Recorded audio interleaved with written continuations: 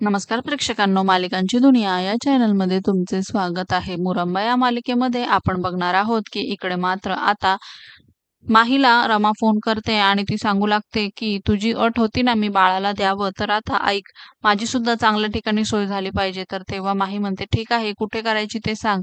तर दुसरीकडे मात्र रमा म्हणते कुठे म्हणजे काय, मुकादमांच्या गेस्ट हाऊसला. तेव्हा माही नकार देते. अक्षयला कळलं तर काय, तर आता रमा म्हणते ते तू बघून घे, बाकी मला माहित नाही, पण सोय मात्र माझी तिथेच झाली पाहिजे. आणि असं म्हणून आता ती माहीला वेठीस धरते आणि फोन मात्र ठेवून देते. दुसरीकडे तिथे अक्षय येतो आणि माझा फोन सापडत नाही म्हणून तुझा फोन दे.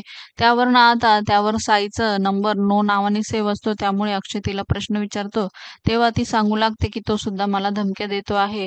दुसरीकडे आता अक्षय साईच्या घरी जातो, त्याच्या आईशी वाद घालतो. तेव्हा मात्र आई म्हणते भल्याचा तर जमानाच राहिला नाही. मी तर म्हणेल की तू पोलीस कंप्लेंटच कर, तुला करायची आहे ना, कारण ही इतकी नाटकी आहे, काही सांगू शकत नाही. तर आता लगेचच माही चक्कर येण्याचं नाटक करते.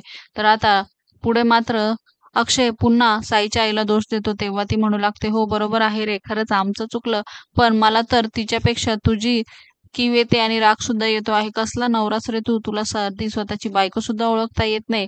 आणि असं म्हणत आता ती अक्षयवर खूप ब्लेम करते आणि अक्षय मात्र माहीला घेऊन तिथून निघून जातो. येणाऱ्या भागात आपण बघणार आहोत की आता इकडे साईची आई प्रचंड चिडलेली असते की ती मुलगी खूप भयानक आहे आणि तुझ्या नवऱ्याला अगदी बायको सुद्धा ओळखते नाही येत म्हणजे काय. तर दुसरीकडे मात्र आता तिचा भाऊ म्हणू लागतो, मला असं वाटतं ती माही प्रेग्नेंट असल्याचं नाटक करत असणार.